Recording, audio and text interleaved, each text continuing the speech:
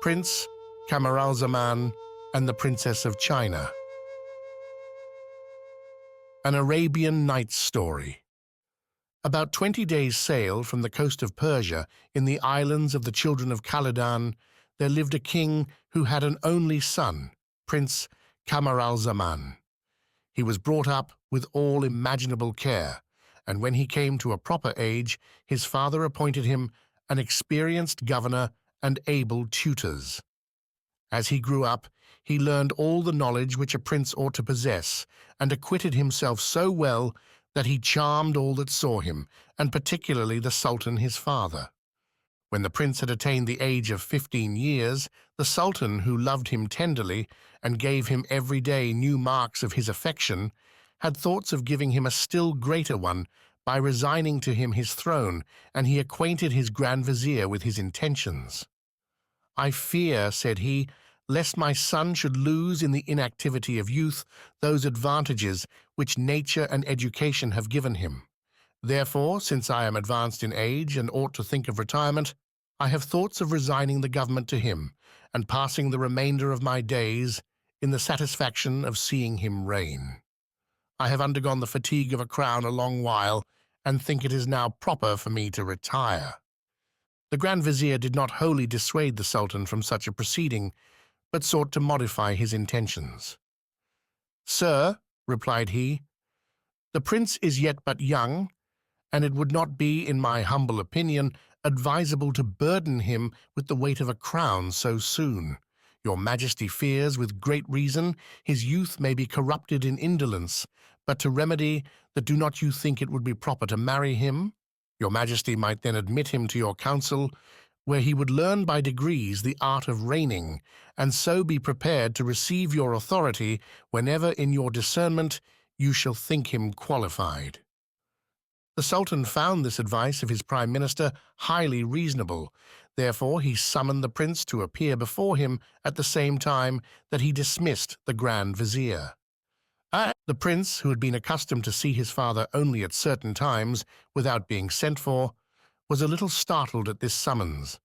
When therefore he came before him, he saluted him with great respect and stood with his eyes fixed on the ground. The Sultan, perceiving his constraint, said to him in a mild way, "Do you know, son, for what reason I have sent for you?" The prince modestly replied, "God alone knows the heart. I shall hear it from your Majesty with pleasure." "I sent for you," said the Sultan, "to inform you that I have an intention of providing a proper marriage for you. What do you think of it?" Prince Camaralzaman heard this with great uneasiness. It so surprised him that he paused and knew not what answer to make. After a few moments' silence, he replied, "Sir, I beseech you to pardon me if I seem surprised at the declaration you have made to me. I did not expect such proposals to one so young as I am. It requires time to determine on what your Majesty requires of me." Prince Camaralzaman's answer extremely afflicted his father. He was not a little grieved to see what an aversion he had to marriage, yet would not charge him with disobedience, nor exert his paternal authority. He contented himself with telling him he would not force his inclinations, but give him time to consider the proposal. The Sultan said no more to the prince. He admitted him into his council and gave him every reason to be satisfied. At the end of the year, he took him aside and said to him, "My son, have you thoroughly considered what I proposed to you last year about marrying? Will you still refuse me that pleasure I expect from your obedience, and suffer me to die without it?" The prince seemed less disconcerted than before, and was not long answering his father to this effect. "Sir, I have not neglected to consider your proposal, but after the maturest reflection find myself more confirmed in my resolution to continue as I am, so that I hope your Majesty will pardon me if I presume to tell you it will be in vain to speak to me any further about marriage."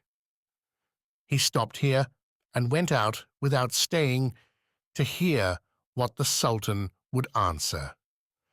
Any other monarch would have been very angry at such freedom in a son, and would have made him repent it, but the Sultan loved him and preferred gentle methods before he proceeded to compulsion. He communicated this new cause of discontent to his prime minister. "I have followed your advice," said he, "but Camaralzaman is further than ever from complying with my desires. He delivered his resolution in such free terms that it required all my reason and moderation to keep my temper. Tell me, I beseech you, how I shall reclaim a disposition so rebellious to my will."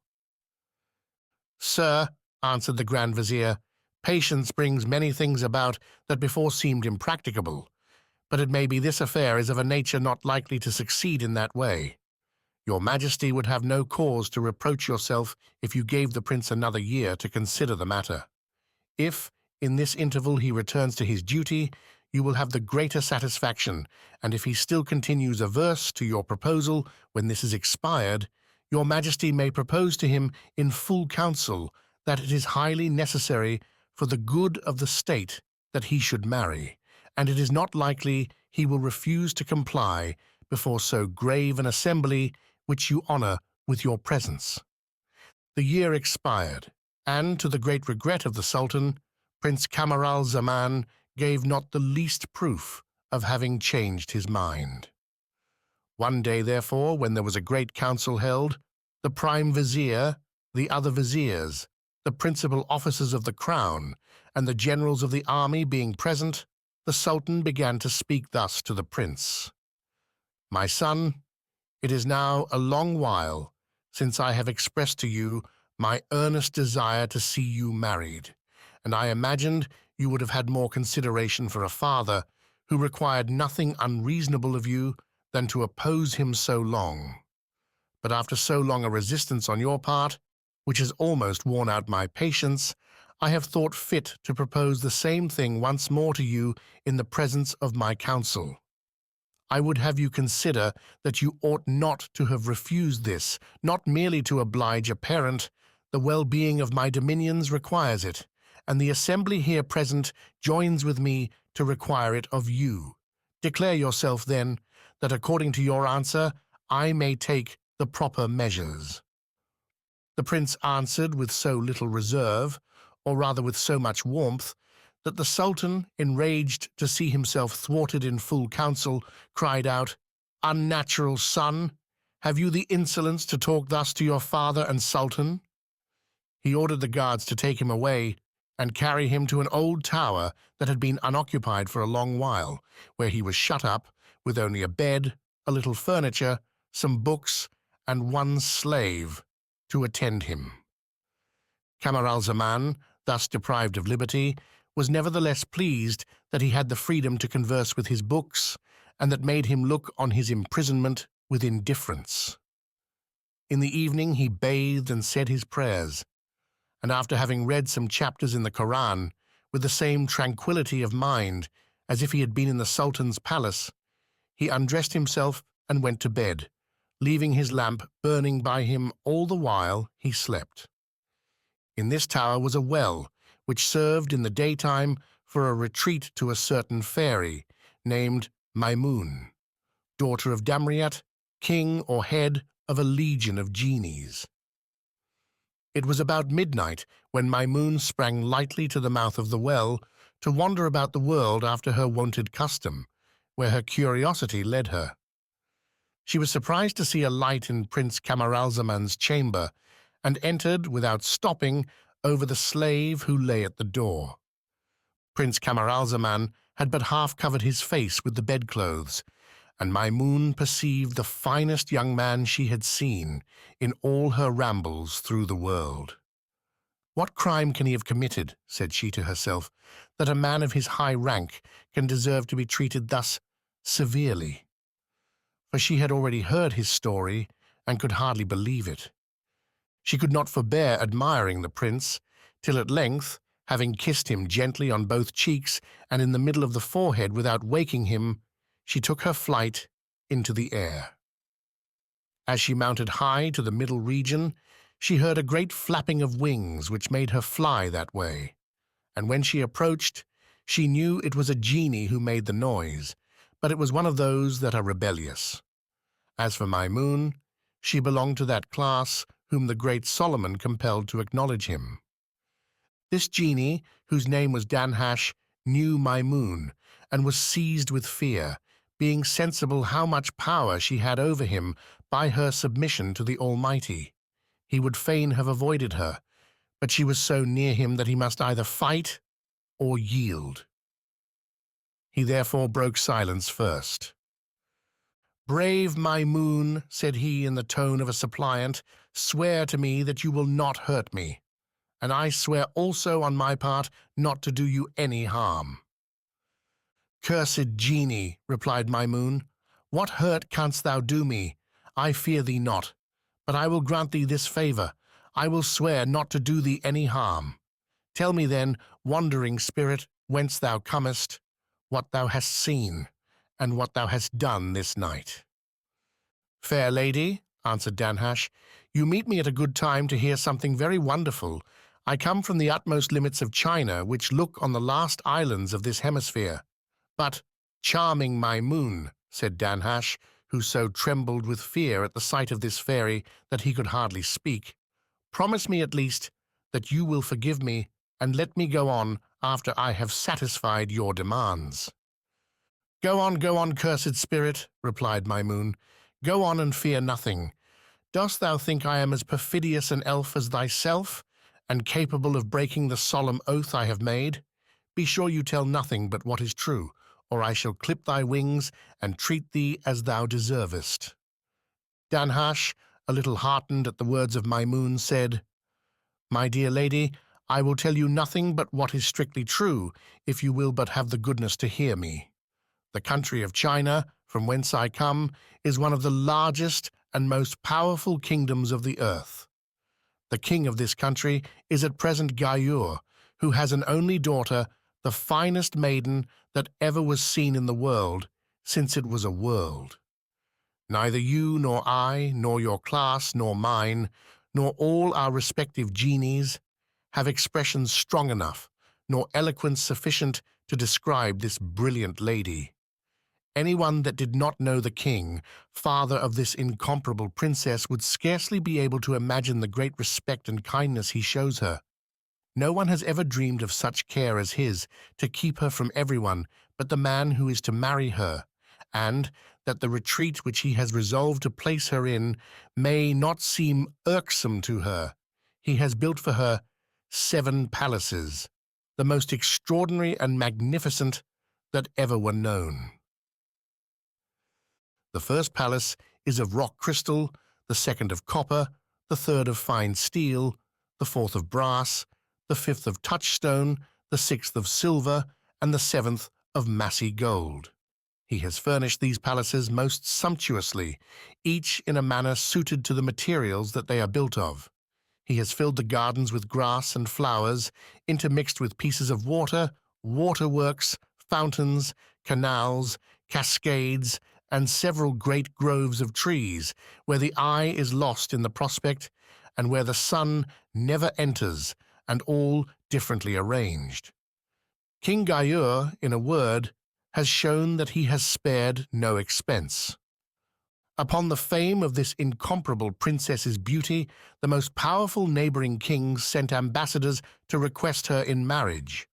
The king of China received them all in the same obliging manner, but as he resolved not to compel his daughter to marry without her consent, and as she did not like any of the suitors, the ambassadors were forced to return as they came. They were perfectly satisfied with the great honors and civilities they had received.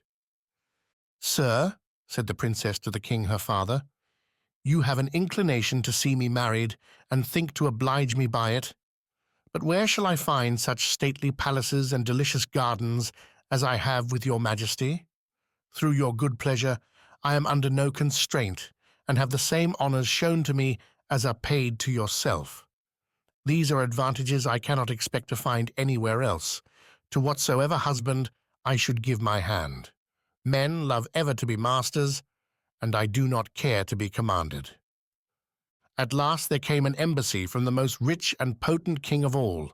This prince, the king of China, recommended to his daughter as her husband urging many powerful arguments to show how much it would be to her advantage to accept him, but she entreated her father to dispense with her accepting him for the same reasons as before, and at last lost all the respect due to the king her father. "Sir," said she in anger, "talk to me no more of this or any other match, unless you would have me plunge this poniard in my bosom to deliver myself from your importunities." The king, greatly enraged, said, "Daughter, you are mad, and I must treat you as such." In a word, he had her shut up in a single apartment of one of his palaces, and allowed her only 10 old women to wait upon her and keep her company, the chief of whom had been her nurse. And in order that the kings, his neighbors, who had sent embassies to him on this account, might not think any more of her, he dispatched envoys to them severally to let them know how averse his daughter was to marriage. And as he did not doubt that she was really mad, he charged them to make known in every court that if there were any physician that would undertake to come and cure her, he should, if he succeeded, marry her for his pains. "Fair Maimoun," continued Danhasch, "all that I have told you is true, and I have not failed to go every day regularly to contemplate this incomparable beauty, to whom I would be very sorry to do the least harm, notwithstanding my natural inclination to mischief. Come and see her, I conjure you. It would be well worth your while. I am ready to wait on you as a guide, and you have only to command me. I doubt not that you would think yourself obliged to me for the sight of a princess unequaled for beauty." Instead of answering Danhasch, Maimoun burst out into violent laughter, which lasted for some time, and Danhasch, not knowing what might be the occasion of it, was astonished beyond measure. When she had laughed till she could laugh no more, she cried, "Good, good, very good. You would have me believe all you have told me. I thought you intended to tell me something surprising and extraordinary, and you have been talking all this while of a mad woman. What would you say, cursed genie, if you had seen the beautiful prince that I have just come from seeing? I am confident you would soon give up the contest, and not pretend to compare your choice with mine." "Agreeable Maimoun," replied Danhasch, "may I presume to ask you who is this prince you speak of?" "No," answered Maimoun. "The same thing has happened to him as to your princess. The king his father would have married him against his will, but after much importunity he frankly told him he would have nothing to do with a wife. For this reason he is at this moment imprisoned in an old tower which I make my residence, and whence I came but just now from admiring him."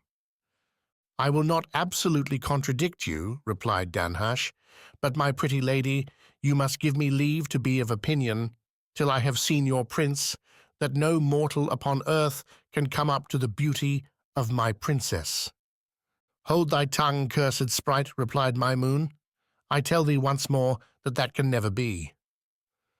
"I will not contend with you," said Danhasch, "but the way to be convinced whether what I say is true or false is to accept the proposal I made you to go and see my princess, and after that I will go with you to your prince." "There is no need I should take so much pains," replied Maimoun. "There is another way to satisfy us both, and that is for you to bring your princess and place her in my prince's room.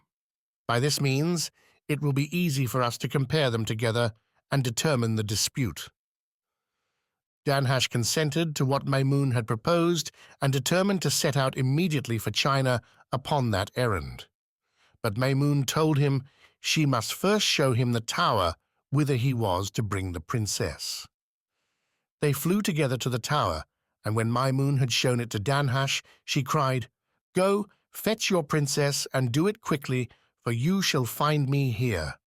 But listen, you shall pay the wager if my prince is more beautiful than your princess, and I will pay it if your princess is more beautiful than my prince." Danhasch left Maimoun and flew towards China, whence he soon returned with incredible speed, bringing the fair princess along with him, asleep. Maimoun received him, and introduced him into the tower of Prince Camaralzaman, where they placed the princess still asleep. At once there arose a great contest between the genie and the fairy about their respective beauty. They were some time admiring and comparing them without speaking. At length Danhasch broke silence and said to Maimoun, "You see, as I have already told you, my princess is handsomer than your prince. Now I hope you are convinced of it." "Convinced of it?" replied Maimoun. "I am not convinced of it, and you must be blind if you cannot see that my prince is far handsomer. The princess is fair, I do not deny. But if you compare them together without prejudice, you will quickly see the difference." "Though I should compare them ever so often," said Danhasch, "I could never change my opinion. I saw at first sight what I see now, and time will not make me see differently. However, this shall not hinder my yielding to you, charming Maimoun, if you desire it." "Yield to me as a favor? I scorn it," said Maimoun. "I would not receive a favor at the hand of such a wicked genie. I refer the matter to an umpire, and if you will not consent, I shall win by your refusal." Danhasch no sooner gave his consent than Maimoun stamped with her foot. The earth opened, and out came a hideous, hump-backed, squinting, and lame genie, with 6 horns on his head and claws on his hands and feet. As soon as he had come forth, and the earth had closed up, he, perceiving Maimoun, cast himself at her feet, and then rising up on one knee, asked her what she would please to do with him. "Rise, Cash," said Maimoun. "I brought you hither to determine a difference between me and Danhasch. Look there, and tell me without partiality which is the handsomest of those two that lie asleep, the young man or the young lady." Cash looked at the prince and princess with great attention, admiration, and surprise. And after he had considered them a good while, without being able to determine which was the handsomer, he turned to Maimoun and said, "Madam, I must confess I should deceive you and betray myself if I pretended to say that one was a whit handsomer than the other. The more I examine them, the more it seems to me that each possesses, in a sovereign degree, the beauty which is betwixt them. But if there be any difference, the best way to determine it is to awaken them one after the other, and by their conduct to decide which ought to be deemed the most beautiful." This proposal of Cash's pleased equally both Maimoun and Danhasch. Maimoun then changed herself into a gnat, and leaping on the prince's neck stung him so smartly that he awoke and put up his hand to the place. But Maimoun skipped away and resumed her own form, which, like those of the 2 genies, was invisible, the better to observe what he would do. In drawing back his hand, the prince chanced to let it fall on that of the Princess of China, and on opening his eyes was exceedingly surprised to perceive a lady of the greatest beauty. He raised his head and leaned on his elbow, the better to consider her. She was so beautiful that he could not help crying out, "What beauty! My heart, my soul!" In saying which he kissed her with so little caution that she would certainly have been awaked by it, had she not slept sounder than ordinary through the enchantment of Danhasch. He was going to awaken her at that instant, but suddenly refrained himself. "Is not this she," said he, "that the Sultan my father would have had me marry? He was in the wrong not to let me see her sooner. I should not have offended him by my disobedience and passionate language to him in public, and he would have spared himself the confusion which I have occasioned him." The prince began to repent sincerely of the fault he had committed, and was once more upon the point of waking the Princess of China. "It may be," said he, recollecting himself, "that the Sultan, my father, has a mind to surprise me with this young lady. Who knows but he has brought her himself, and is hidden behind the curtains to make me ashamed of myself. I will content myself with this ring as a remembrance of her." He then gently drew off a fine ring which the princess had on her finger, and immediately put on one of his own in its place. After this, he fell into a more profound sleep than before through the enchantment of the genies. As soon as Prince Camaralzaman was in a sound sleep, Danhasch transformed himself and went and bit the princess so rudely on the lip that she forthwith awoke, started up, and opening her eyes, was not a little surprised to see a beautiful young prince. From surprise, she proceeded to admiration, and from admiration to a transport of joy. "What?" cried she. "Is it you, the king my father, has designed me for a husband? I am indeed most unfortunate for not knowing it before, for then I should not have made him so angry with me. Wake then, wake." So saying, she took Prince Camaralzaman by the arm and shook him so that he would have awaked, had not Maimoun increased his sleep by enchantment. She shook him several times, and finding he did not wake, she seized his hand, and kissing it eagerly, perceived he had a ring upon his finger which greatly resembled hers, and which she was convinced was her own, by seeing she had another on her finger instead of it. She could not comprehend how this exchange could have been made. Tired with her fruitless endeavors to awaken the prince, she soon fell asleep.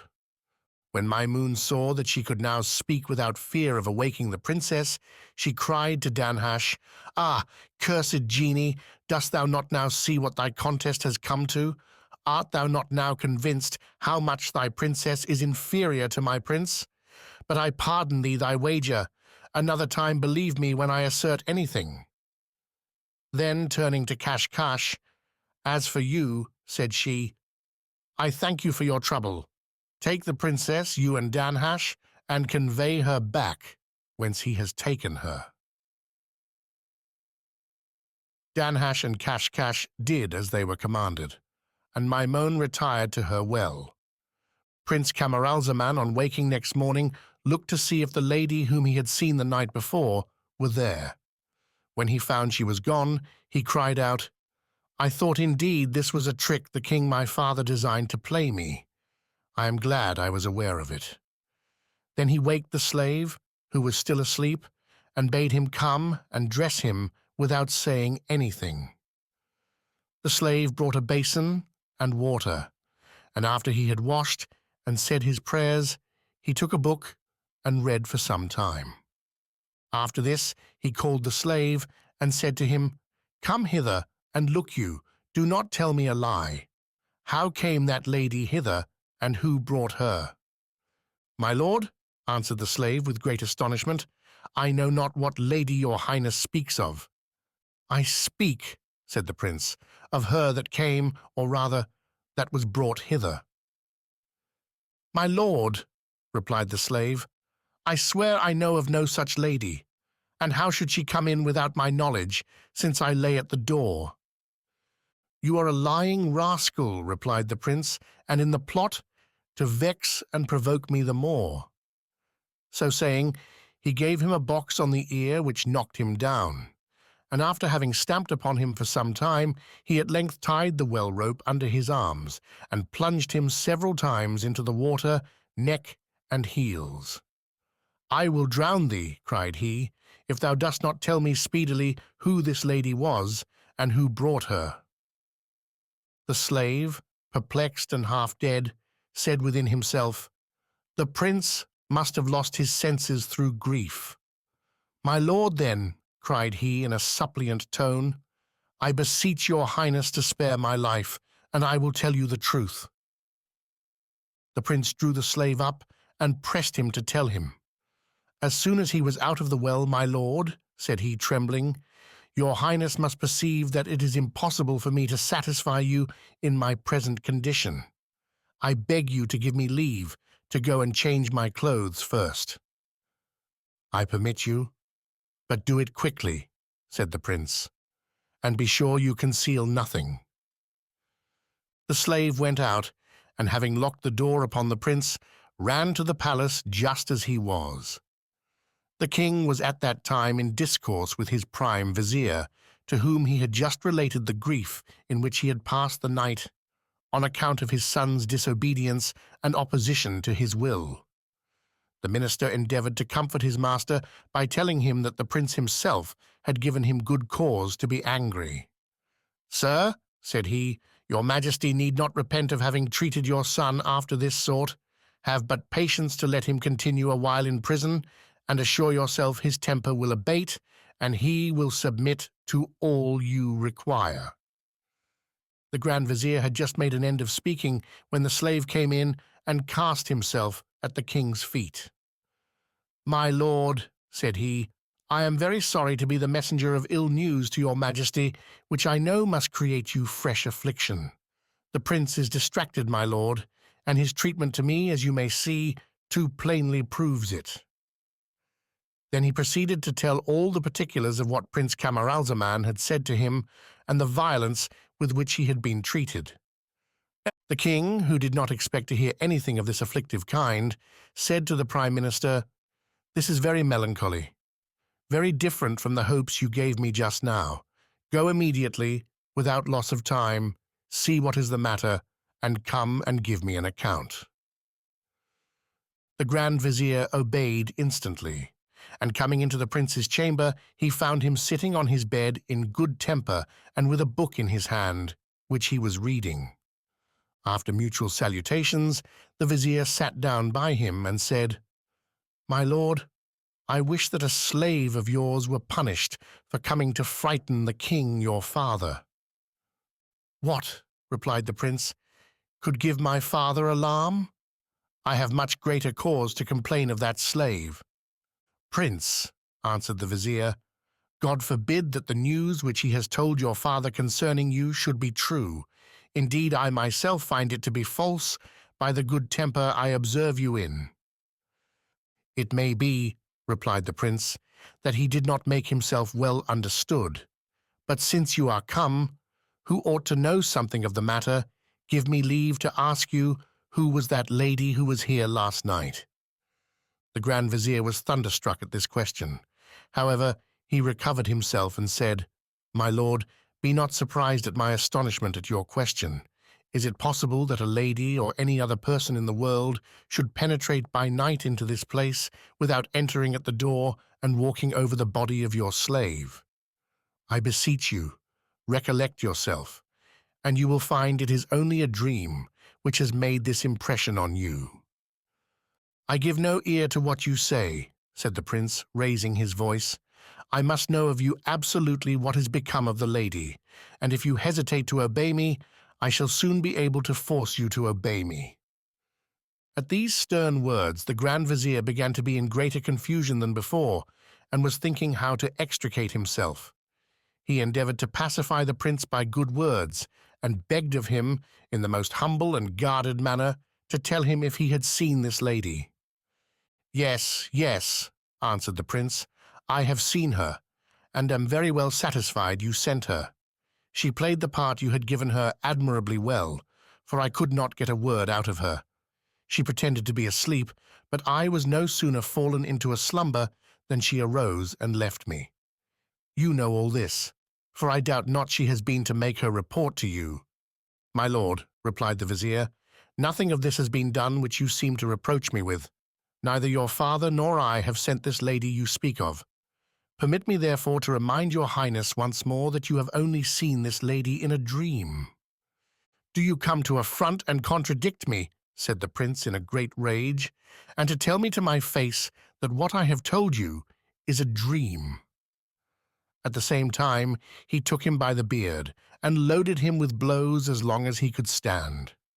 The poor Grand Vizier endured with respectful patience all the violence of his lord's indignation, and could not help saying within himself, "Now am I in as bad a condition as the slave, and shall think myself happy if I can, like him, escape from any further danger."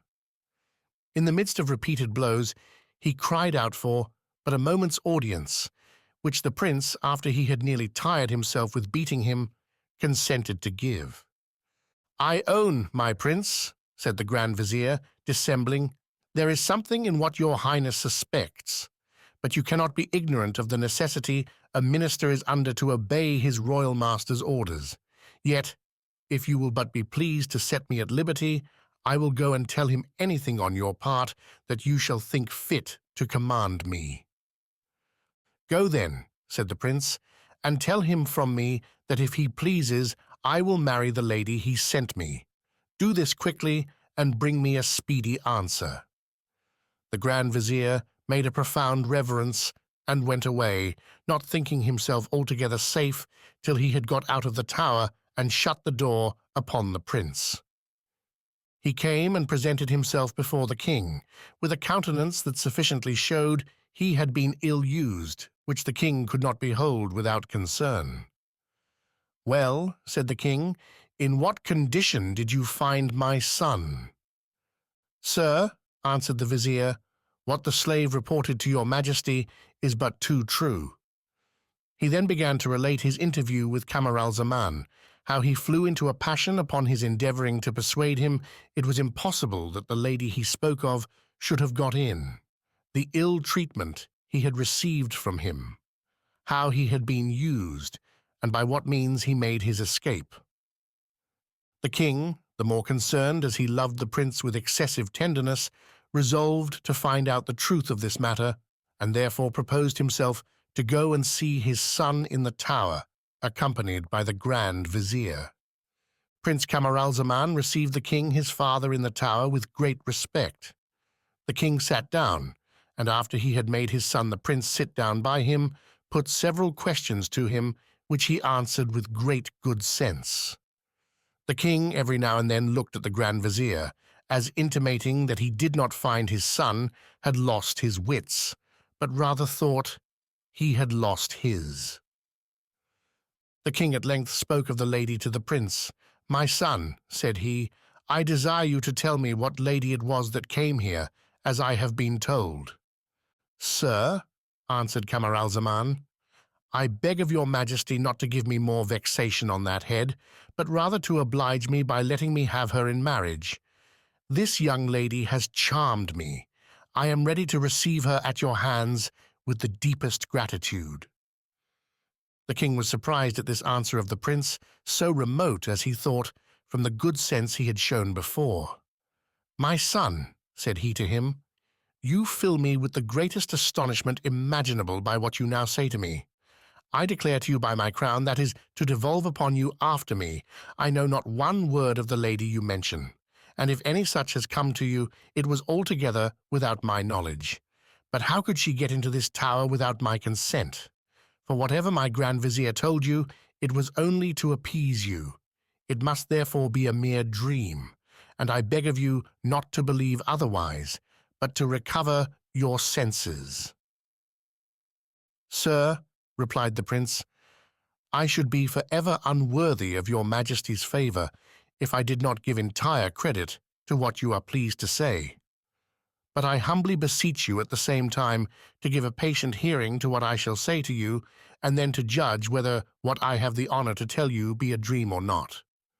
Then Prince Camaralzaman related to the king his father after what manner he had been awakened, and the pains he took to awaken the lady without effect, and how he had made the exchange of his ring with that of the lady. Showing the king the ring, he added, "Sir, your majesty must needs know my ring very well. You have seen it so often. After this, I hope you will be convinced that I have not lost my senses, as you have been almost made to believe." The king was so perfectly convinced of the truth of what his son had been telling him that he had not a word to say, remaining astonished for some time, and not being able to utter a syllable.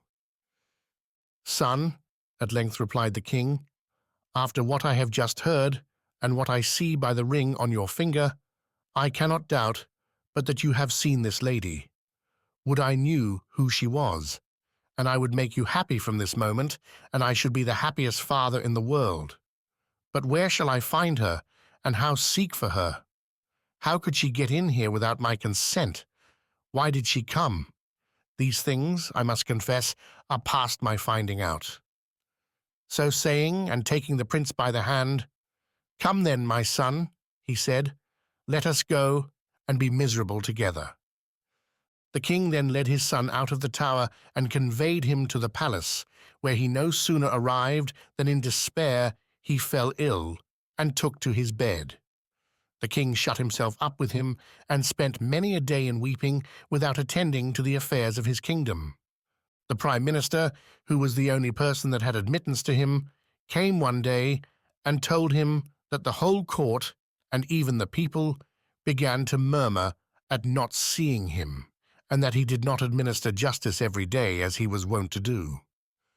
"I humbly beg your majesty, therefore," proceeded he, "to pay them some attention.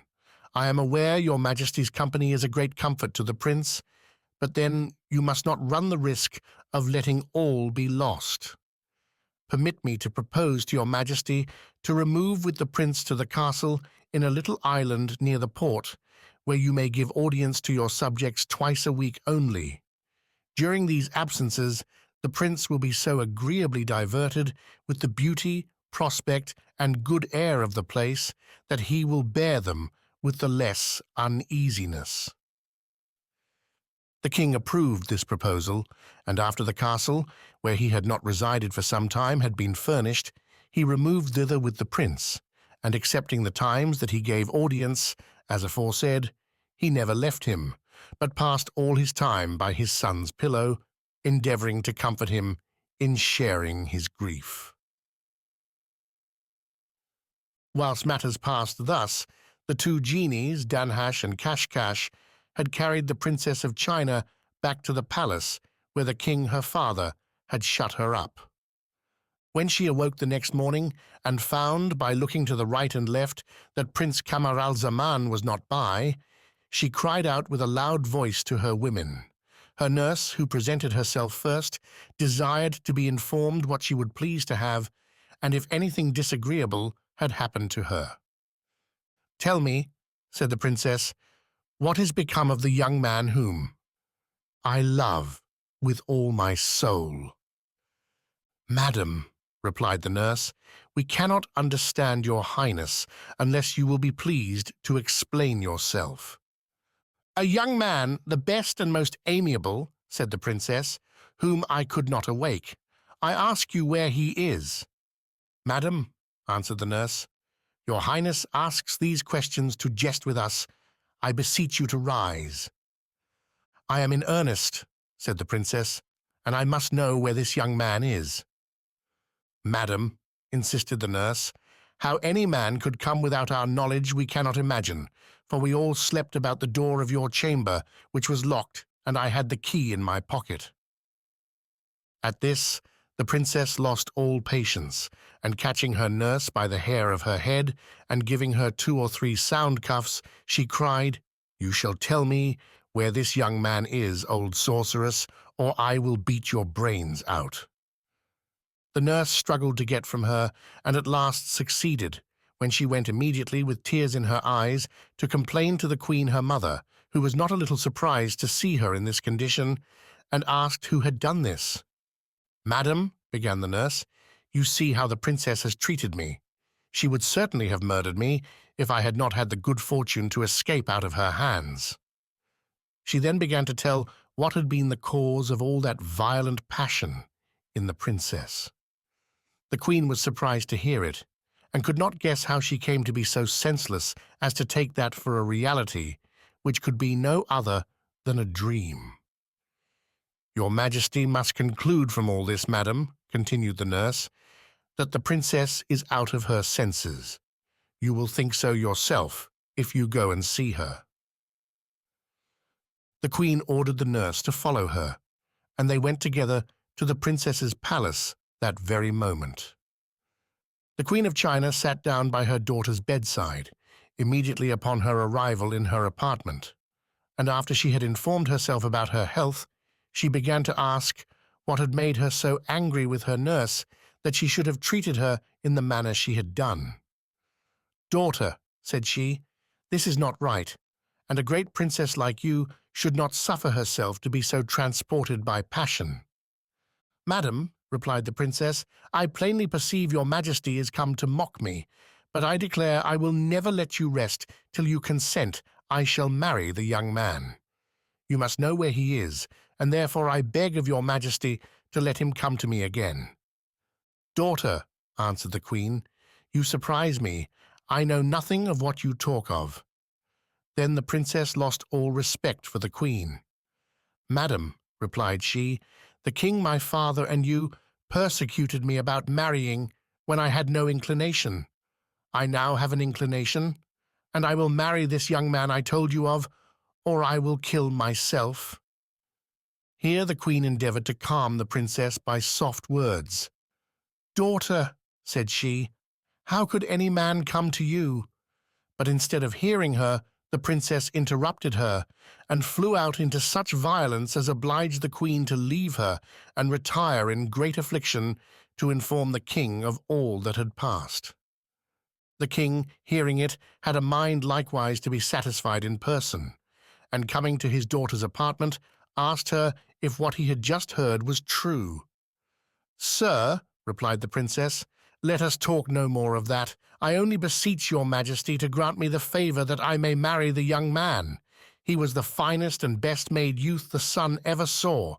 I entreat you, do not refuse me. But that your majesty may not longer doubt whether I have seen this young man, whether I did not do my utmost to awake him, without succeeding, see, if you please, this ring." She then reached forth her hand and showed the king a man's ring on her finger. The king did not know what to make of all this, but as he had shut her up as mad, he began to think her more mad than ever. Therefore, without saying anything more to her, for fear she might do violence to herself or somebody about her, he had her chained and shut up more closely than before, allowing her only the nurse to wait on her with a good guard at the door. The king, exceedingly concerned at this indisposition of his daughter, sought all possible means to get her cured. He assembled his council, and after having acquainted them with the condition she was in, "If any of you," said he, "is capable of undertaking her cure and succeeds, I will give her to him in marriage, and make him heir to my dominions and crown after my decease." The desire of marrying a handsome young princess and the hopes of one day governing so powerful a kingdom as that of China had a strange effect on an emir already advanced in age, who was present at this council. As he was well skilled in magic, he offered to cure the king's daughter and flattered himself he should succeed. "I consent," said the king, "but I forgot to tell you one thing, and that is, that if you do not succeed, you shall lose your head. It would not be reasonable that you should have so great a reward and yet run no risk on your part. And what I say to you," continued the king, "I say to all others that shall come after you, that they may consider beforehand what they undertake." The emir, however, accepted the condition, and the king conducted him to where the princess was. She covered her face as soon as she saw them come in, and cried out, "Your majesty surprises me by bringing with you a man whom I do not know, and by whom my religion forbids me to let myself be seen." "Daughter," replied the king, "you need not be scandalized. It is only one of my emirs who is come to demand you in marriage." "It is not, I perceive, the person that you have already given me, and whose faith is plighted by the ring I wear," replied the princess. "Be not offended that I will never marry any other." The emir expected the princess would have said or done some extravagant thing, and was not a little disappointed when he heard her talk so calmly and rationally. For then he understood what was really the matter. He dared not explain himself to the king, who would not have suffered the princess to give her hand to any other than the person to whom he wished to give her with his own hand. He therefore threw himself at his majesty's feet and said, "After what I have heard and observed, sir, it will be to no purpose for me to think of curing the princess, since I have no remedies suited to her malady, for which reason I humbly submit my life to your majesty's pleasure." The king, enraged at his incapacity and the trouble he had given him, caused him immediately to be beheaded. Some days afterwards his majesty, unwilling to have it said that he had neglected his daughter's cure, put forth a proclamation in his capital to the effect that if there were any physician, astrologer, or magician who would undertake to restore the princess to her senses, he need only come, and he should be employed on condition of losing his head if he miscarried. He had the same published in the other principal cities and towns of his dominions, and in the courts of the princes, his neighbors. The first that presented himself was an astrologer and magician, whom the king caused to be conducted to the princess's prison. The astrologer drew forth out of a bag he carried under his arm an astrolabe, a small sphere, a chafing dish, several sorts of drugs for fumigations, a brass pot, with many other things, and desired he might have a fire lighted. The princess demanded what all these preparations were for. "Madam," answered the astrologer, "they are to exorcise the evil spirit that possesses you, to shut him up in this pot and throw him into the sea." "Foolish astrologer," replied the princess, "I have no occasion for any of your preparations, but am in my perfect senses, and you alone are mad. If your art can bring him I love to me, I shall be obliged to you. Otherwise you may go about your business, for I have nothing to do with you." "Madam," said the astrologer, "if your case be so, I shall desist from all endeavors, believing that only the king, your father, can remedy your disaster." So putting up his apparatus again, he marched away, very much concerned that he had so easily undertaken to cure an imaginary malady.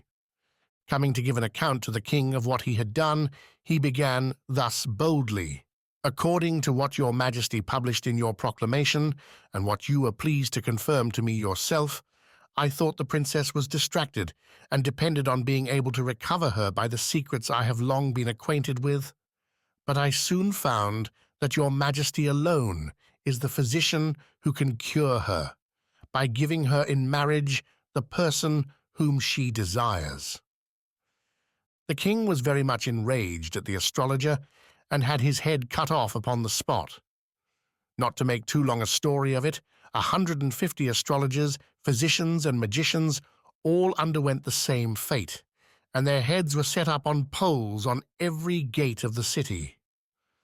The Princess of China's nurse had a son whose name was Marzavan, and who had been foster brother to the princess and brought up with her. Their friendship was so great during their childhood, and all the time they had been together, that they treated each other as brother and sister as they grew up, even some time after their separation. This Marzavan, among other studies, had from his youth been much addicted to judicial astrology, geomancy, and the like secret arts, wherein he became exceedingly skillful. Not content with what he had learned from masters, he travelled as soon as he was able to bear the fatigue, and there was hardly any person of note in any science or art, but he sought him in the most remote cities, and kept company with him long enough to obtain all the information he desired. So great was his thirst after knowledge.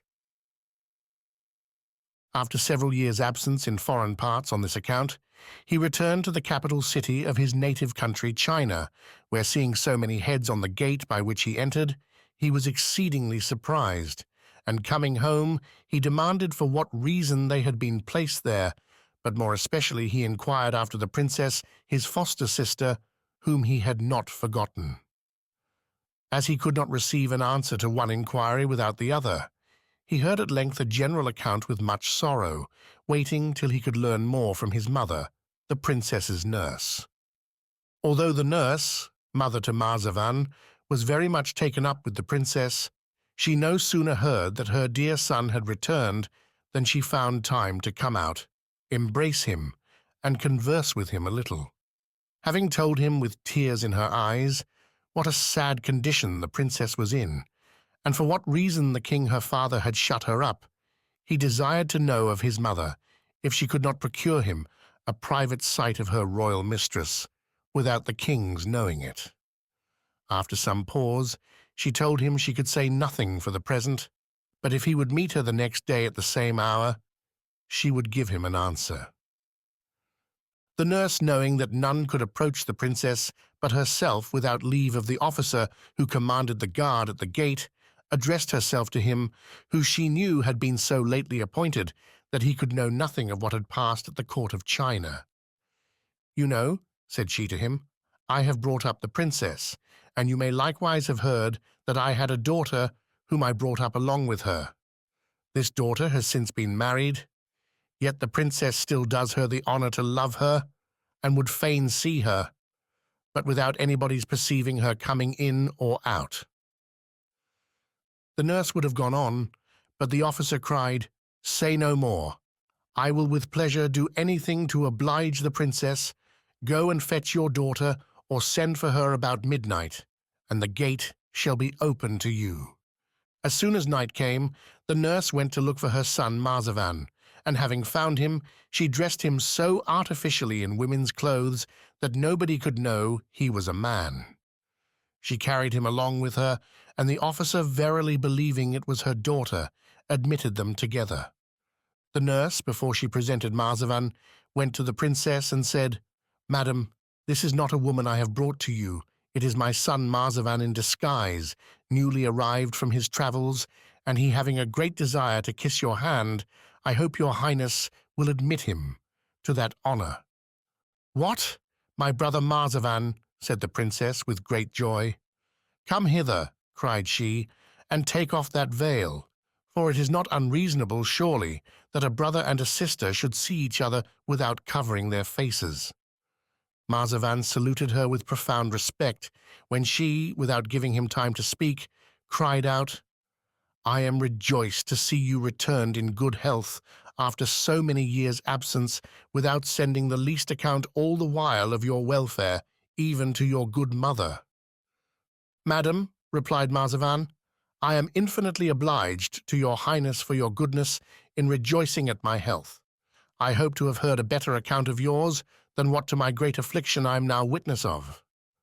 Nevertheless, I cannot but rejoice that I am come seasonably enough to bring your highness that remedy of which you stand so much in need. And though I should reap no other fruit of my studies and long voyage, I should think myself fully recompensed." Speaking these words, Marzavan drew forth out of his pocket a book and other things, which he judged necessary to be used, according to the account he had had from his mother of the princess's illness. The princess, seeing him make all these preparations, cried out, "What, brother, are you then one of those that believe me mad? Undeceive yourself, and hear me." The princess then began to relate to Marzavan all the particulars of her story, without omitting the least circumstance, even to the ring which was exchanged for hers, and which she showed him. After the princess had done speaking, Marzavan, filled with wonder and astonishment, continued for some time with his eyes fixed on the ground, without speaking a word. But at length he lifted up his head and said, "If it be as your highness says, which I do not in the least doubt, I do not despair of procuring you the satisfaction you desire. But I must first entreat your highness to arm yourself with patience for some time longer, till I shall return after I have travelled over kingdoms which I have not yet visited. And when you hear of my return, be assured that the object of your wishes is not far off." So saying, Marzavan took leave of the princess and set out next morning on his intended journey. He travelled from city to city, from province to province, and from island to island, and in every place he passed through he could hear of nothing but the Princess Badoura, which was the Princess of China's name, and her history.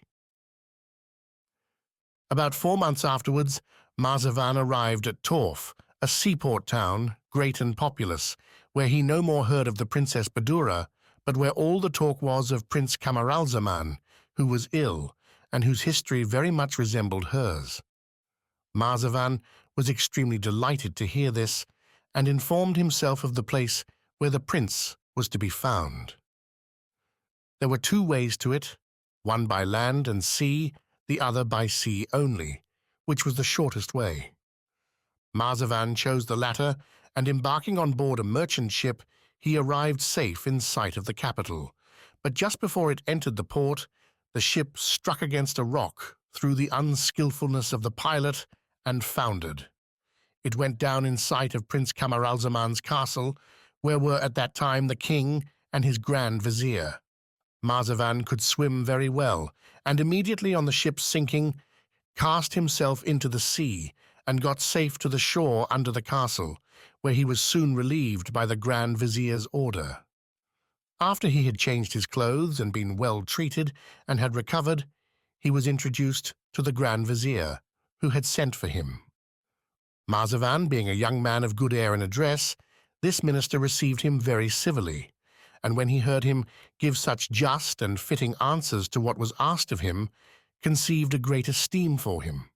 He also gradually perceived that he possessed a great deal of knowledge, and therefore said to him, "From what I can understand, I perceive you are no common man. You have travelled a great way. Would to God you had learned any secret for curing a certain sick person who has greatly afflicted this court for a long while." Marzavan replied that if he knew what malady it was, he might perhaps find a remedy for it.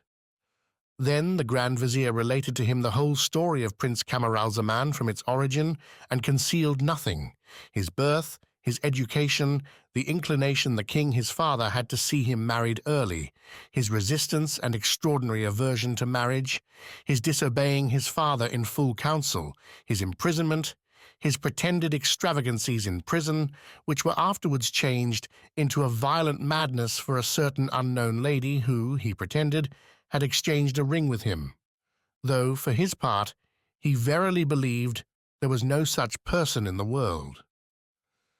Marzavan gave great attention to all the Grand Vizier said, and was infinitely rejoiced to find that, by means of his shipwreck, he had so fortunately lighted on the person he was looking after.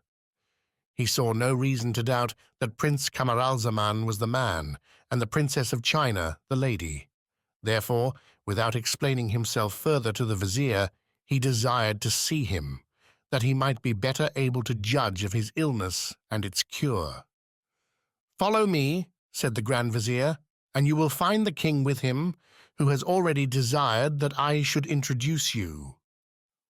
The first thing that struck Marzavan on entering the prince's chamber was to find him upon his bed, languishing, and with his eyes shut. Although he saw him in that condition, and although the king his father was sitting by him, he could not help crying out, "Was there ever a greater resemblance?" He meant to the Princess of China, for it seems the princess and prince were much alike. The words of Marzavan excited the prince's curiosity so far that he opened his eyes and looked at him. Marzavan, who had a ready wit, laid hold of that opportunity and made his compliment in verse extempore, but in such a disguised manner that neither the king nor Grand Vizier understood anything of the matter. However, he represented so nicely what had happened to him with the Princess of China that the prince had no reason to doubt that he knew her and could give him tidings of her. This made him so joyful that the effects of it showed themselves in his eyes and looks. After Marzavan had finished his compliment in verse, which surprised Prince Camaralzaman so agreeably, His Highness took the liberty to make a sign to the king his father to go from the place where he was, and let Marzavan sit by him. The king, overjoyed at this alteration, which gave him hopes of his son's speedy recovery, quitted his place, and taking Marzavan by the hand, led him to it. Then his Majesty demanded of him who he was, and whence he came. And upon Marzavan's answering that he was a subject of China, and came from that kingdom, the king cried out, "Heaven grant that you may be able to cure my son of this profound melancholy, and I shall be eternally obliged to you. All the world shall see how handsomely I will reward you." Having said thus, he left the prince to converse at full liberty with the stranger, whilst he went and rejoiced with the Grand Vizier. Marzavan, leaning down to the prince, spoke low in his ear thus, "Prince," said he, "it is time you should cease to grieve. The lady for whom you suffer is the Princess Badoura, daughter of Gaio, King of China. This I can assure your Highness from what she has told me of her adventure and what I have learned of yours. She has suffered no less on your account than you have on hers." Here he began to relate all that he knew of the princess's story from the night of their extraordinary interview. He omitted not to acquaint him how the king had treated those who had failed in their pretensions to cure the princess of her indisposition. "But your Highness is the only person," added he, "that can cure her effectually, and may present yourself without fear. However, before you undertake so great a voyage, I would have you perfectly recovered, and then we will take such measures as are necessary. Think then immediately of the recovery of your health." This discourse had a marvelous effect on the prince. He found such great relief that he felt he had strength to rise, and begged leave of his father to dress himself with such an air as gave the old king incredible pleasure. The king could not refrain from embracing Marzavan without inquiring into the means he had used to produce this wonderful effect, and soon after went out of the prince's chamber with the Grand Vizier to publish this agreeable news. He ordered public rejoicings for several days together, and gave great largesses to his officers and the people, alms to the poor, and caused the prisoners to be set at liberty throughout his kingdom. The joy was soon general in the capital and every corner of his dominions. Prince Camaralzaman, though extremely weakened by almost continual want of sleep and long abstinence from almost all food, soon recovered his health. When he found himself in a condition to undertake the voyage, he took Marzavan aside and said, "Dear Marzavan, it is now time to perform the promise you have made me. I burn with impatience to see the charming princess, and if we do not set out on our journey immediately, I shall soon relapse into my former condition. One thing still troubles me," continued he, "and that is the difficulty I shall meet with in getting leave of my father to go. This would be a cruel disappointment to me if you do not contrive a way to prevent it. You see, he scarcely ever leaves me." At these words the prince fell to weeping, and Marzavan said, "I foresaw this difficulty. Let not your Highness be grieved at that, for I will undertake to prevent it. My principal design in this voyage was to deliver the Princess of China from her malady, and this from all the reasons of mutual affection which we have borne to each other from our birth, besides the zeal and affection I otherwise owe her. And I should be wanting in my duty to her if I did not do my best endeavor to effect her cure and yours, and exert my utmost skill. This, then, is the means I have contrived to obtain your liberty. You have not stirred abroad for some time, therefore let the king your father understand you have a mind to take the air and ask his leave to go out on a hunting party for 2 or 3 days with me. No doubt he will grant your request. When he has done so, order 2 good horses to be got ready, one to mount, the other to change, and leave the rest to me." Next day, Prince Camaralzaman took his opportunity. He told the king he was desirous to take the air, and if he pleased, would go and hunt for 2 or 3 days with Marzavan. The king gave his consent, but bade him be sure not to stay out above 1 night, since too much exercise at first might impair his health, and a too long absence create his majesty uneasiness. He then ordered him to choose the best horses in his stable, and himself took particular care that nothing should be wanting. When all was ready, his majesty embraced the prince, and having recommended the care of him to Marzavan, he let him go. Prince Camaralzaman and Marzavan were soon mounted, when, to amuse the 2 grooms that led the fresh horses, they made as if they would hunt, and so got as far off the city and out of the road as was possible. When night began to approach, they alighted at a caravanserai or inn, where they supped and slept till about midnight. Then Marzavan awakened the prince without awakening the grooms, and desired his highness to let him have his suit, and to take another for himself, which was brought in his baggage. Thus equipped, they mounted the fresh horses, and after Marzavan had taken one of the groom's horses by the bridle, they set out as hard as their horses could go. At daybreak, they were in a forest where, coming to the meeting of 4 roads, Marzavan desired the prince to wait for him a little and went into the forest. He then killed the groom's horse, and after having torn the prince's suit, which he had put off, he besmeared it with blood and threw it into the highway. The prince demanded his reason for what he had done. He told his highness he was sure the king his father would no sooner find that he did not return, and come to know that he had departed without the grooms, than he would suspect something, and immediately send people in quest of them.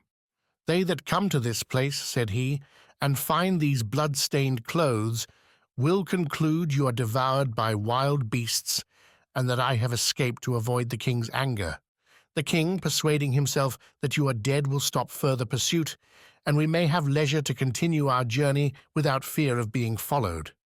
I must confess, continued Marzavan, that this is a violent way of proceeding, to alarm an old father with the death of his son, whom he loves so passionately. But his joy will be the greater when he hears you are alive and happy. Brave Marzavan, replied the prince, I cannot but approve such an ingenious stratagem, or sufficiently admire your conduct. I am under fresh obligations to you for it. The prince and Marzavan, well provided with cash for their expenses, continued their journey both by land and sea, and found no other obstacle but the length of time which it necessarily took up. They, however, arrived at length at the capital of China, where Marzavan, instead of going to his lodgings, carried the prince to a public inn. They tarried there incognito for 3 days to rest themselves after the fatigue of the voyage, during which time Marzavan caused an astrologer's dress to be made for the prince. The 3 days being expired, the prince put on his astrologer's habit, and Marzavan left him to go and acquaint his mother, the Princess Badoura's nurse, of his arrival, to the end that she might inform the princess.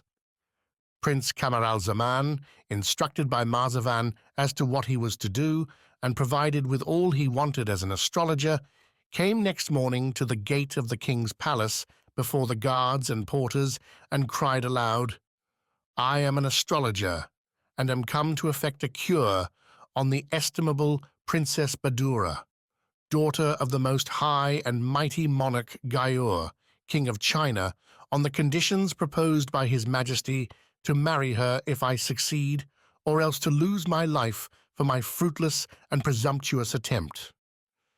Besides the guards and porters at the gate, this drew together a great number of people about Prince Camaralzaman. No physician, astrologer, nor magician had appeared for a long time, deterred by the many tragic examples of ill success that appeared before their eyes. It was therefore thought that there were no more men of these professions in the world, or that there were no more so mad as those that had gone before them. The prince's good mien, noble air, and blooming youth made everybody that saw him pity him. What mean you, sir? Said some that were nearest to him. Thus to expose a life of such promising expectation to certain death? Cannot the heads you see on all the gates of this city deter you from such an undertaking? Consider what you do. Abandon this rash attempt, and be gone. The prince continued firm, notwithstanding all these remonstrances, and as he saw nobody come to introduce him, he repeated the same cry with a boldness that made everybody tremble. Then they all cried, Let him alone, he is resolved to die. God have mercy upon his youth and his soul. He then proceeded to cry out a 3rd time in the same manner, when the Grand Vizier came in person and introduced him to the King of China. As soon as the prince came into the king's presence, he bowed and kissed the ground. The king, who, of all that had hitherto presumptuously exposed their lives on this occasion, had not seen one worthy to cast his eyes upon, felt real compassion for Prince Camaralzaman on account of the danger he was about to undergo. But as he thought him more deserving than ordinary, he showed him more honor and made him come and sit by him. "Young man," said he, "I can hardly believe that you, at this age, can have acquired experience enough to dare attempt the cure of my daughter. I wish you may succeed, and would give her to you in marriage with all my heart, with the greatest joy, more willingly than I should have done to others that have offered themselves before you. But I must declare to you at the same time, with great concern, that if you do not succeed in your attempt, notwithstanding your noble appearance and your youth, you must lose your head." "Sir," replied the prince, "I am under infinite obligations to your majesty for the honor you design me, and the great goodness you show to a stranger. But I desire your majesty to believe that I would not have come from so remote a country as I have done, the name of which perhaps may be unknown in your dominions, if I had not been certain of the cure I propose. What would not the world say of my fickleness if, after such great fatigues and dangers as I have undergone on this account, I should abandon the enterprise? Even your majesty would soon lose that esteem you have conceived for me. If I must die, sir, I shall die with the satisfaction of not having lost your esteem after I have merited it. I beseech your majesty, therefore, to keep me no longer impatient to display the certainty of my art." Then the king commanded the officer who had the custody of the princess to introduce Prince Camaralzaman into her apartment. But before he would let him go, he reminded him once more that he was at liberty to renounce his design. Yet the prince paid no heed, but with astonishing resolution and eagerness followed the officer. When they came to a long gallery, at the end of which was the princess's apartment, the prince, who saw himself so near the object of the wishes which had occasioned him so many tears, pushed on and got before the officer. The officer, redoubling his pace with much ado, got up with him. "Whither away so fast?" cried he, taking him by the arm. "You cannot get in without me, and it would seem that you have a great desire for death, thus to run to it headlong. Not one of all those many astrologers and magicians I have introduced before made such haste as yourself to a place whither I fear you will come, but too soon." "Friend," replied the prince, looking earnestly at the officer and continuing his pace, "this was because none of the astrologers you speak of were so sure of their art as I am of mine. They were certain indeed that they would die if they did not succeed, but they had no certainty of their success. On this account they had reason to tremble on approaching the place whither I go, and where I am sure to find my happiness." He had just spoken these words as he was at the door. The officer opened it and introduced him into a great hall, whence was an entrance into the princess's chamber, divided from it only by a piece of tapestry. Prince Camaralzaman stopped before he entered, speaking softly to the officer for fear of being heard in the princess's chamber. "To convince you," said he, "that there is neither presumption, nor whim, nor youthful conceit in my undertaking, I leave it to your own desire whether I should cure the princess in your presence, or where we are, without going any further." The officer was amazed to hear the prince talk to him with such confidence. He left off insulting him and said seriously, "It is no matter whether you do it here or there, provided the business is done. Cure her how you will get immortal honor by it, not only in this court, but over all the world." The prince replied, "It will be best then to cure her without seeing her, that you may be witness of my skill. Notwithstanding my impatience to see a princess of her rank, who is to be my wife, yet out of respect to you, I will deprive myself of that pleasure for a little while."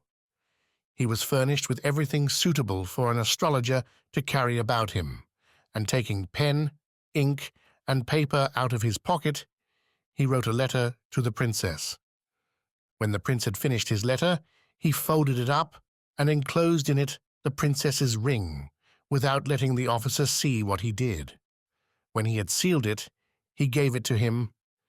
"There, friend," said he, "carry it to your mistress. If it does not cure her as soon as she reads it, and sees what is enclosed in it, I give you leave to tell everybody that I am the most ignorant and impudent astrologer that ever was, is, or shall be." The officer, entering the Princess of China's chamber, gave her the packet he received from Prince Camaralzaman. "Madam," said he, "the boldest astrologer that ever lived, if I am not mistaken, has arrived here and pretends that on reading this letter and seeing what is in it, you will be cured. I wish he may prove neither a liar nor an impostor." The Princess Badoura took the letter and opened it with a great deal of indifference, but when she saw the ring, she had not patience to read it through. She rose hastily, broke the chain that held her, ran to the door and opened it. She knew the prince as soon as she saw him, and he knew her. They at once embraced each other tenderly without being able to speak for excess of joy. They looked on one another a long time, wondering how they met again after their first interview. The princess's nurse, who ran to the door with her, made them come into her chamber, where the Princess Badoura gave the prince her ring, saying, "Take it. I cannot keep it without restoring yours, which I will never part with, neither can it be in better hands." The officer immediately went to tell the King of China what had happened. "Sir," said he, "all the astrologers and doctors who have hitherto pretended to cure the princess were fools in comparison with the last. He made use neither of schemes nor spells or perfumes or anything else, but cured her without seeing her." Then he told the king how he did it.